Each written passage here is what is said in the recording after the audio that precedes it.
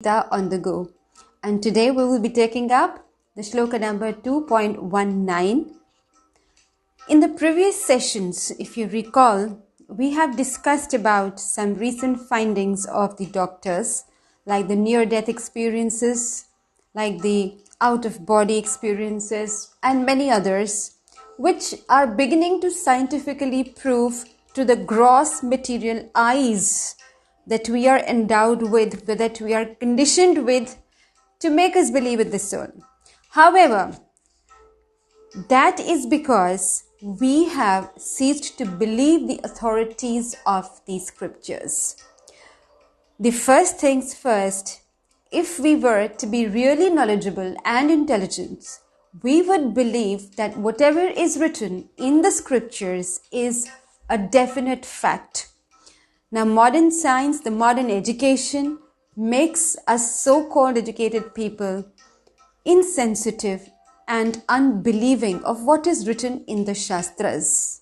But that's not a very good situation. As Srila Prabhupada also points out, what is written in the Shastras is the word of God. So if we can believe that without anyone having to prove it to us, rather to prove it to our material senses, because our material senses are very limited. And with these limited senses, we cannot expect to see and hear everything that is given in the Shastras. So with that belief and that faith comes higher knowledge. Before we start with the next verse, let's say the prayers first. Om Ajnanitimirandhasya Jnananjan Shalakaya Chakshurunmilitam Yena Tasmai Shri Guruve Namaha. Namo Om Vishnu Padaya Krishna Presthaya Bhutale Srimate Bhaktivedanta Swamin Iti Namine. Namaste Saraswati Deve Gauravani Pracharine Nirvishesha Shunyavadi Paschatya Deshatarine. Jai Shri Krishna Chaitanya Prabhu Nityananda Shri Advaita Gadadhar Shrivas Adi Gaur Bhakta Vrinda. Hare Krishna Krishna Krishna Hare Hare Hare Rama Rama Rama Hare Hare. Calling out to Krishna, just like a child calls out to his parents in total surrender, in total belief that I have my parents to look after me.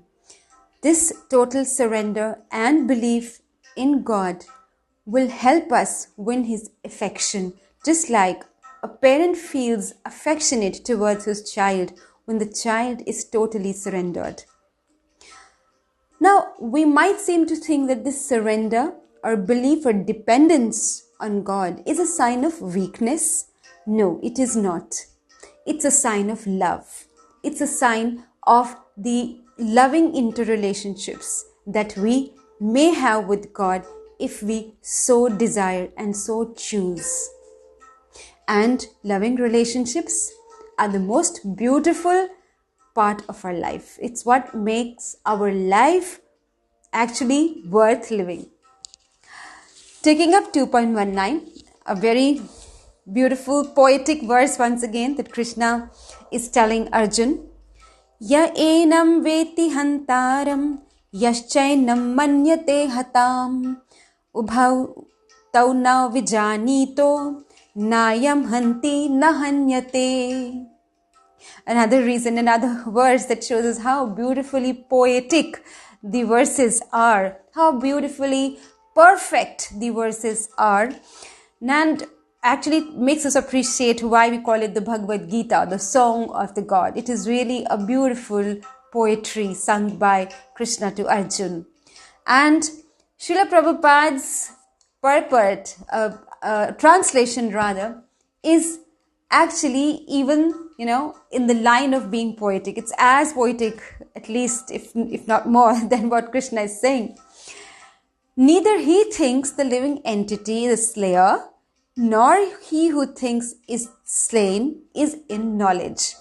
For the self slays not, nor is slain. So beautiful.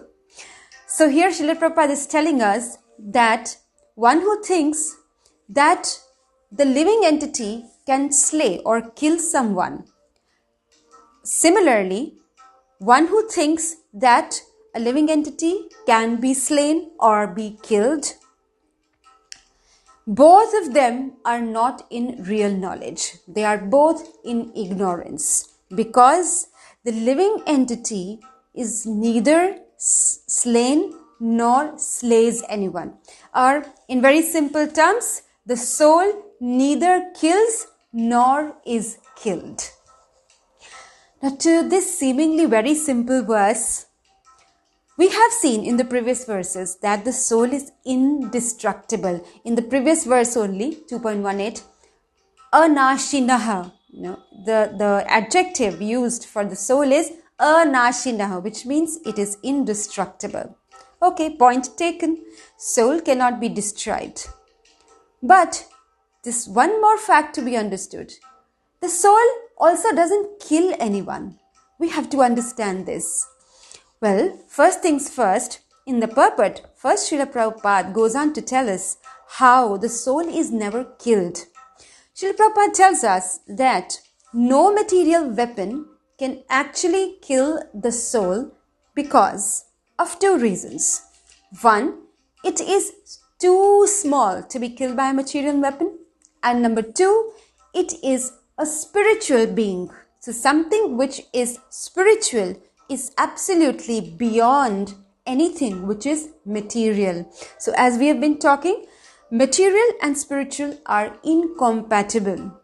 So the first thing first, it is too small. Well, if we were to kill a bacterium, would we use a knife or a sword to do that? No, because as something gets smaller and smaller, even the weapon has to become more and more subtle. Which means when we move from gross to subtle, the weapons also have to become from gross to subtle. But the soul is even beyond the subtle matter. It is absolutely so small and spiritual, which means it is neither big enough to be cut up by something like a sword or an arrow. It is also spiritual in its constitution. It is made up of special spiritual atoms, as mentioned by Srila Prabhupada in the purport to 2.17, that these are special spiritual atom that makes up the soul. Something which is called a spiriton by our recent disciples. In fact, he was one of the disciples of Srila Prabhupada. He's one of the proponents of the religious, sect, the Bhakti sect, the Bhakti cult. He was also an internationally renowned scientist.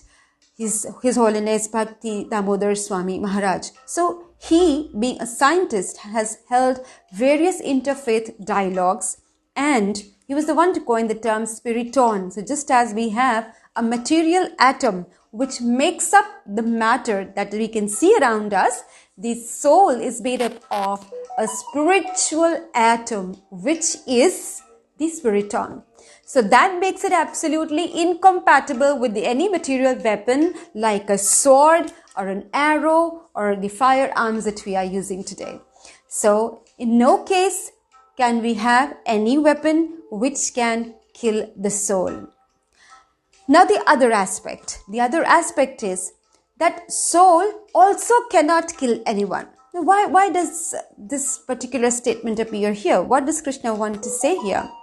What Krishna wants to share here with us is that a person, if one believes that I can kill someone, is in deep ignorance, because what he will be killing is only the body and not the soul.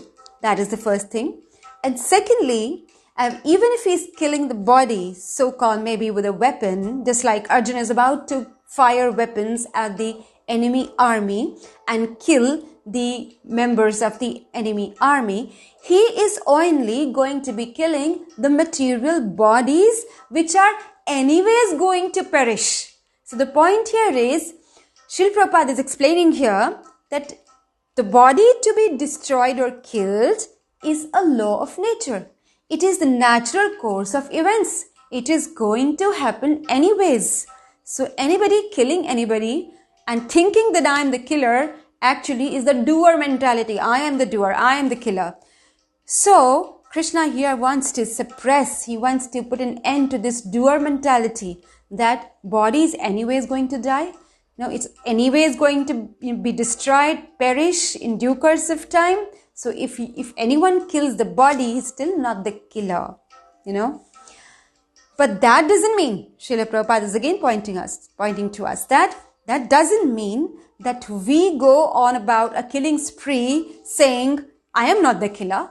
The body is anyways going to perish. Somebody just gets hold of somebody and murders and says, see, I didn't kill this person because the soul is not the killer. And his body was anyways going to perish.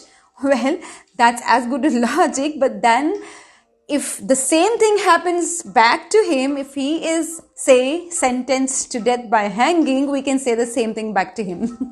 Which means that this is no excuse for us to go on a killing spree or a spree of violence or hurting other living organisms' bodies. Now, that may be a human, that may be a plant, that may be an animal, which means there is no authority that we have to hurt anybody's body just like that, because the first injunction, well, one of the very few universal injunctions of the Vedic scriptures is, as is extolled by Srila Prabhupada in the purport, Ma hinsayat sarva bhutani, never commit violence to anyone. That should be the first priority.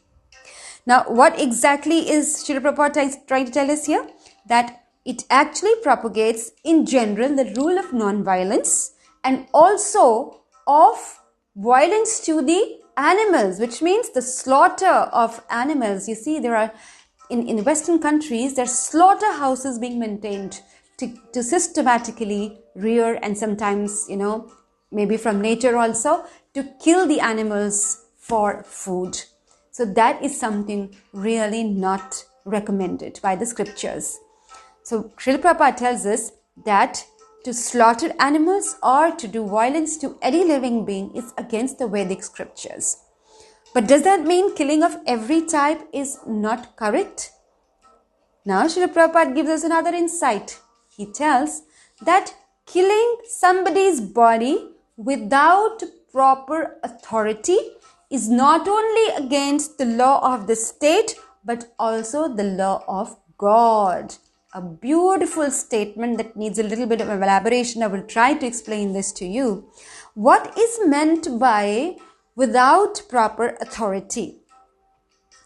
Now, let's say there is a case of violence on the road. Say, suppose there is a case of road rage and somebody is trying to, say there's a minor accident and the two drivers are up in the frenzy of anger and shouting at each other. All too often we see that many times one of them just gets so angry that he takes out a pistol or any other weapon and just kills the other person. Now, is that right? That's not right, because this person did not have the authority to kill. On the contrary, we see when there are two enemy states or countries fighting, the soldier also takes up a weapon and shoots at the enemy soldiers. Now, this person has the authority to kill on the battlefield, and when he goes back, and after, say, he kills some enemy soldiers, he will be awarded the gallantry award to kill. So all is a matter of consciousness with which we kill and the authority that we have for killing. In the modern times, the authority of killing is given either to the soldiers who are fighting for their country or to the, the police department, when in the case of executing the law at times, may be allowed to kill certain criminals. Or killing is allowed to the person who hangs a criminal to death because he has the authority by the law of the state once the guilt of that person is proved. So if a person is criminal or guilty, that doesn't give everybody authority to kill him. right? So in the modern times, we see that there are certain people endowed with the authority to kill. And in those circumstances, the killing becomes lawful. And why lawful? Because it's necessary to ensure law and order. Similarly, in the law of nature, when Krishna, when God, desires somebody to be killed, it is for his own benefit. He knows the good of all, and that is why he allows the killing.